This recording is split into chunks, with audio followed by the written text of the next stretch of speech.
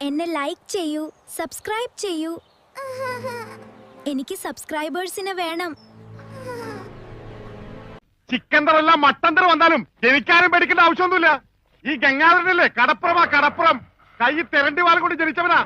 അത് ഇവിടുത്തെ ബടാസാബിനെ ഒന്ന് കാണിക്കാൻ വേണ്ടി തന്നെയാണ് ഞാൻ വന്നിരിക്കുന്നത്. മേക്കപ്പും അതിന്റെ മുകളിൽ ഇതുമൊക്കെ ഇട്ടുകൊണ്ട് നടക്കുന്ന ആ കിളവിത്തരം മറയ്ക്കാനല്ലേ എത്ര മേക്കപ്പ് ഇട്ടാലും സംഗതി റിവീലായി വരുന്നത്. പിള്ളേരൊക്കെ എടുത്തു വെച്ച് ചെയ്യുന്നത് കാണുന്നുണ്ടല്ലോ.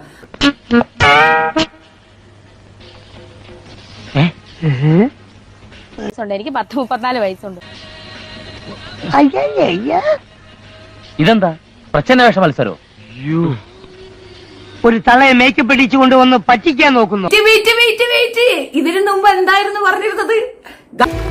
ആദ്യത്തെ കല്യാണമായിരുന്നു അല്ലേ? അതെ അതെ. ഓക്കെ. വിവാഹം കഴിച്ചിട്ടില്ല, ഞാൻ ചുതിച്ചൊട്ടല മാത്രമേ ഞാൻ വിവാഹം കഴിച്ചിട്ടുള്ളൂ. ഞാൻ വേറെ വിവാഹം കഴിച്ചിട്ടില്ല. കിണ്ണം പടയം വെച്ചതുപോലെ ആയല്ലോടാ. ആകപ്പാടെ കടവും കടപ്പടി കൂട്ടത്തിലൊരു ഉരുപ്പടി എന്നല്ലേ ഇവള് പറഞ്ഞത്. ഇപ്പൊ എവിടുന്ന് വന്നു ഒരു ബിനു? ആരംഭിച്ചു. ഇനി പറഞ്ഞിട്ടെന്താ കാര്യം? നമുക്ക് വേറെല്ലാം പറയാം. അപ്പോ ബിനുവിന്റെ ഭാര്യയായിരുന്നു നീ. ഇയാളെ കല്യാണം കഴിച്ചു എന്നുള്ളത് ഞാൻ പൊളിച്ചു തരട്ടെ.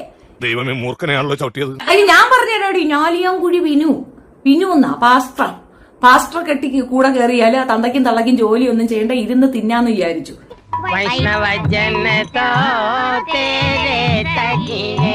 ഞങ്ങൾ ബംഗാക്കോട സാധാ കൃഷി കുടുംബ. ഞങ്ങൾ ബംഗാളിലെ കൂത്താട്ടുകുളം ജില്ലയിലെ ഒരു സാധാരണ കൃഷി കുടുംബമാണ്.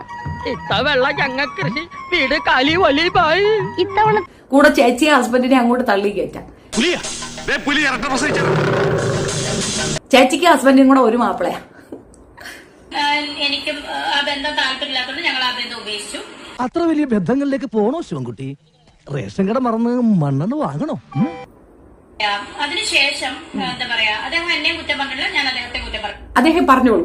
അദ്ദേഹം നന്നായിട്ട് പറഞ്ഞിട്ടുണ്ട്, നല്ല രീതിയിൽ പറഞ്ഞിട്ടുണ്ട്. എന്താണ് നീ ചെയ്തതെന്ന് കൃത്യമായിട്ട് പറഞ്ഞിട്ടുണ്ട്.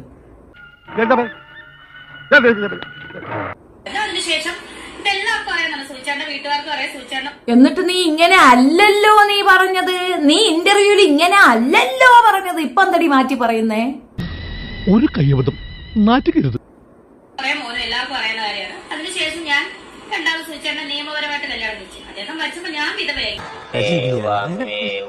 വെടക്ക് മുതലേ 4-5 ആണുങ്ങളുടെ കയ്യിൽ ചുറ്റി തിരിഞ്ഞ് നടക്കണം നീ വിധവ എന്ന് പറയുന്നുണ്ടെങ്കിൽ, ഇവിടെ ഇങ്ങനെ ഒരു റെക്കോർഡോ റിപ്പോർട്ടോ ഇല്ലാത്ത എനിക്കിപ്പോ വിധവ സർട്ടിഫിക്കറ്റിന്റെ ആവശ്യമില്ല.